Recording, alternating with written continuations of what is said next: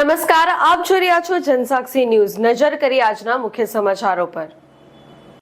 માંગરોળના વાંકલ ખાતે વિશાળ હિન્દુ સંમેલન યોજાયું હતું। માંગરોળના વાંકલ ગામે આવેલ પંચકુટીર હોલમાં હિન્દુ સંમેલનનું ભવ્ય આયોજન કરવામાં આવ્યું હતું।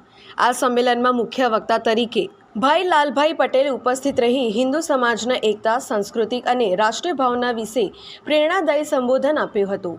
આ કાર્યક્રમમાં મોટી સંખ્યામાં ગ્રામજનોની હાજરી જોવા મળી હતી।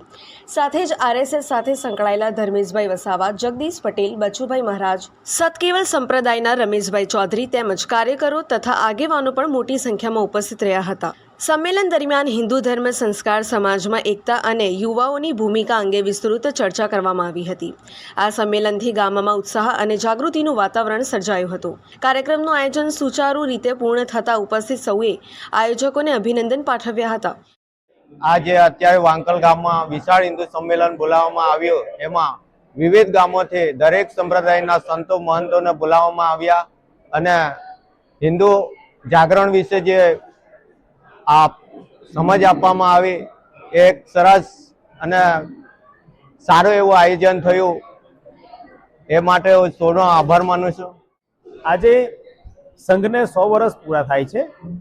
સંઘ શતાબ્દી વર્ષ તરીકે આ વર્ષને ઉજવે છે, જેના અનુસંધાને આજે માંગરોળ તાલુકાના વાંકલ મંડળ અને આંબાવાડી મંડળનું બંનેનું ભેગું હિન્દુ સંમેલનનું આયોજન હતું, જેમાં ઘોરબાડથી લઈ માંડળ, સેલારપુર છે, આંબાવાડી છે, આ બધા ગામોનું લગભગ 15-17 ગામો આવે છે, એનું ભેગું હિન્દુ સંમેલન હતું। જેવા દરેક ગામમાંથી હિન્દુ ભાઈઓ અને બહેનો એકત્રિત થાય, આપણી સંસ્કૃતિ પ્રત્યે જાગૃત બને, આપણા દેશમાં ચાલતી જે ગતિવિધિઓ છે એના પ્રત્યે જાગૃત બને, એ હેતુથી આજે હિન્દુ સમાજ સંમેલનનું આયોજન કરવામાં આવ્યું હતું।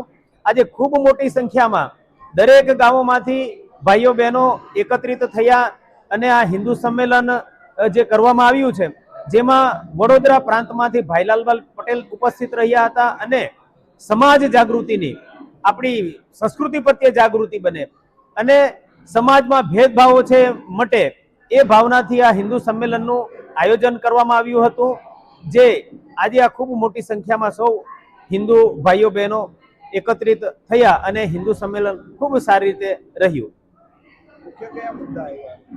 મુખ્ય પંચ પરિવર્તનની જ વાતો કરવામાં આવી છે, જેમાં સમાજમાં આપણે સમરસ સમાજ હોવો જોઈએ, પર્યાવરણ આપણે જાળવણી, પર્યાવરણ પ્રત્યે આપણે જાગૃત બનવું જોઈએ, તેમજ કુટુંબ પ્રબોધન છે, કુટુંબો આપણા તૂટતા જાય છે, કુટુંબ આપણે એકત્રિત હોવા જોઈએ, કુટુંબમાં જાગૃતતા હોવી જોઈએ, આવી બધી પંચ પરિવર્તનની વાતો કરવામાં આવી છે। વિનોદ મૈસુરિયા, જનસાક્ષી ન્યૂઝ, માંગરોળ।